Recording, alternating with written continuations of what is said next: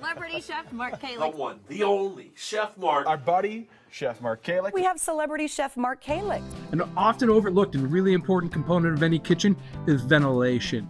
Ventilation can really be a standout in a lot of kitchens, really setting off your range and making it look even more professional. But what are the requirements for ventilation? Gosh, it's county by county and city by city. So I'm going to give you a couple of brief guidelines to help you get started in the conversation for what ventilation is right in your kitchen. Typically, a great guideline is how wide is your stove. This is a 48-inch wide range. We have a 48-inch wide hood. So I wouldn't go any less than the width of your range, but you certainly can go wider. It's not uncommon to see people pair a 48-inch hood with a 36-inch range. Again, the idea being there that it helps frame the range and make the range look even more grand. But it's making sure that you're pulling enough capacity. And why is capacity important? Let's talk about what a hood does. It does three things. It draws moisture, it draws odor, and it draws heat out of your kitchen. So without proper ventilation, you're going to end up with things like greasy countertops and greasy blinds. You're going to end up with excessive heat and moisture in your kitchen. So making sure that you've got high quality ventilation, it's going to help keep your kitchen clean and the air in your home fresher longer. This is an OTR, an over-the-range microwave. And an OTR does three things. It's a microwave, it's a light, and it's also a vent. And this is the most common solution I've seen in most people's homes. I have an OTR in my home. And it's important to make sure if you have an OTR that if possible, that you have it vented outside as opposed to recirculating. For example, you just open the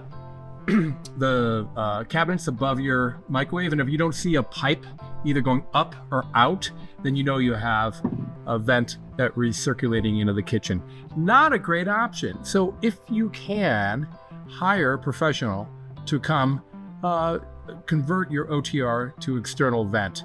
All they really have to do is stick the microwave down, rotate the blower van from internal to external, and then cut a bunch of holes in your house. I've had it done. It's not as bad as it sounds. And you know what? It makes cooking way more pleasant when you go to the trouble to have external venting.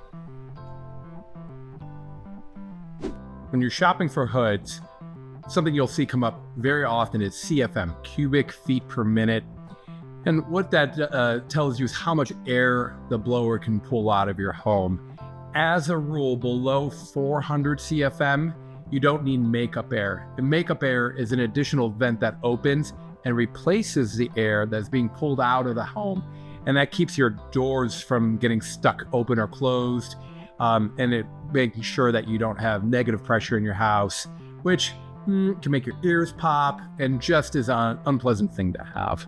So below 400 CFM should get you there. Now, county by county and state by state, the rules are different. So if you're doing a big remodel or a new build, make sure that you ask your county, the building code, so that you're matching the CFM to the size of your range and the size of your home. It doesn't matter how nice your hood looks or how many CFM you have. If you don't turn it on, it's not going to work. So what I recommend is turning on your hood 5 to 10 minutes before you plan on cooking. What that will do is form a column of air. It will start pulling the air from within the entire kitchen so that when you start cooking something smoky, the fan can keep up. The fact is if I throw something on the stove here and it starts to smoke up and I turn the fan on to high, it's not going to keep up because you don't have that column of air that's been pre-formed. So that simple tip will make sure that you get the most out of the fan that you have or the improvements that you plan on making to your kitchen.